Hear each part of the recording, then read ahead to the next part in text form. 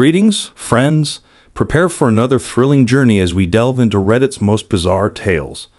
We're plunging deep into the quirkiest corners of the web. Grab your popcorn and join us on this adventure. Remember to hit subscribe and like.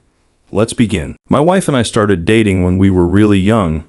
She was 18 and I was 21. It all began one night at a bar where I went to celebrate my younger brother's birthday.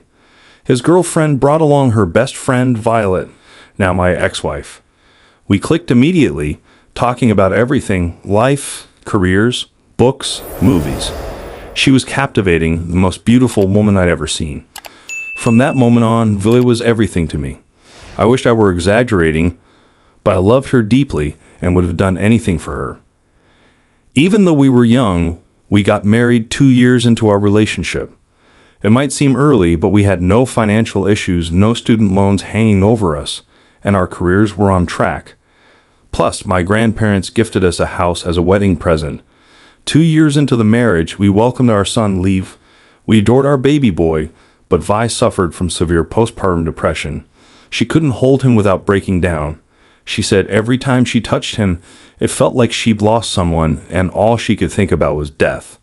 She kept pushing for a divorce, insisting I should remarry, and that she was ruining my life.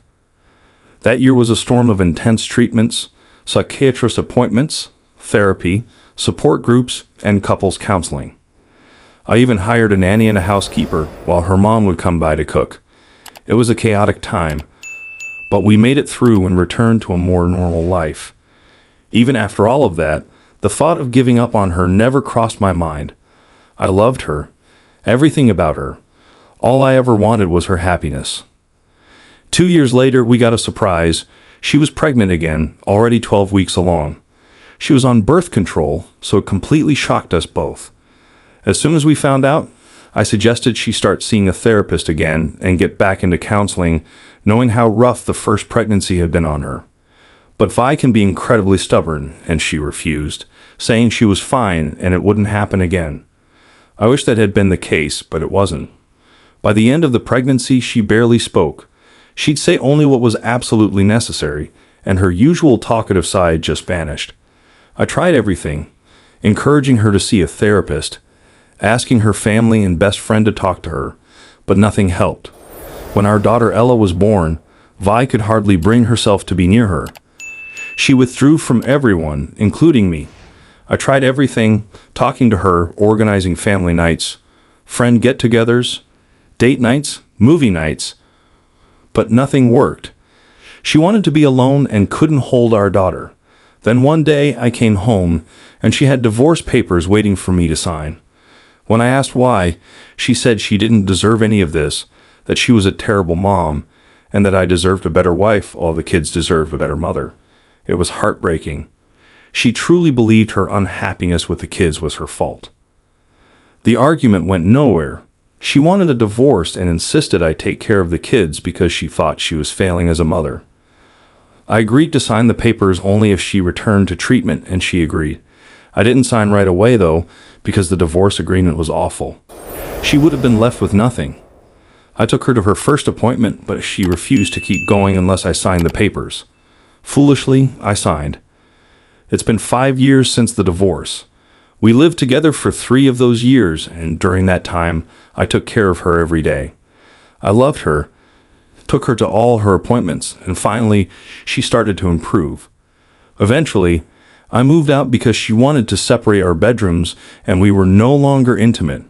She didn't want to be alone with me anymore. She acted like her old self.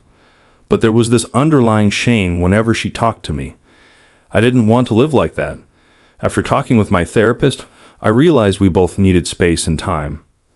5 months after moving out, I met my girlfriend, Liz. She's older than me and knows exactly what she wants. We've been together for a year, but in June, we had a fight that led to us taking a break. Liz wants marriage and at least 1 child. I don't want to get married again, and I don't want more kids. We had a pretty intense argument, so Liz took some time off work to travel and reflect on our relationship, while I took time off to be with my kids. I stayed at the house my grandparents had given us, and honestly, it was amazing.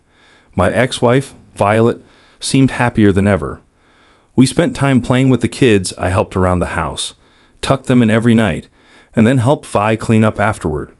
Talking to her again felt incredible, and hearing her laugh was like a breath of fresh air. One thing led to another, and we ended up sleeping together a few times without protection. We were both confused about what to do.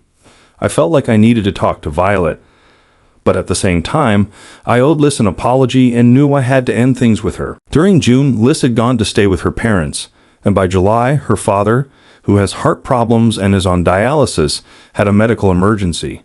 She kept working remotely from there, so our communication was limited. Violet didn't want to discuss anything until I had sorted things out with Liz.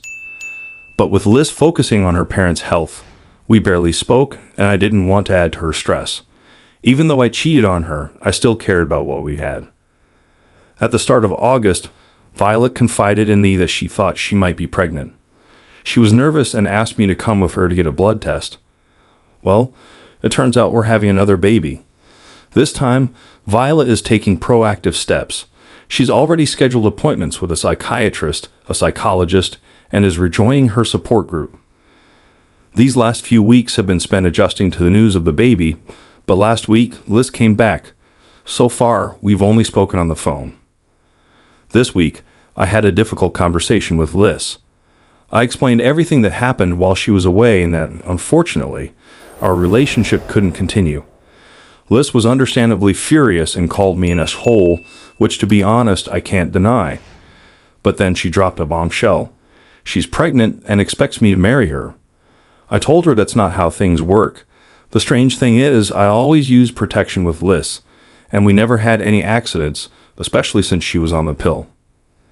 Now I'm left completely unsure of what to do. I haven't been intimate with Liz for over 4 months, so this sudden pregnancy feels suspicious. I don't even know if the baby is mine, and I'm considering asking for a DNA test. But how do I break this news to Violet? I know she'll feel like she's ruining my life with Liz, even though that's not the case. I just don't know how to navigate this situation.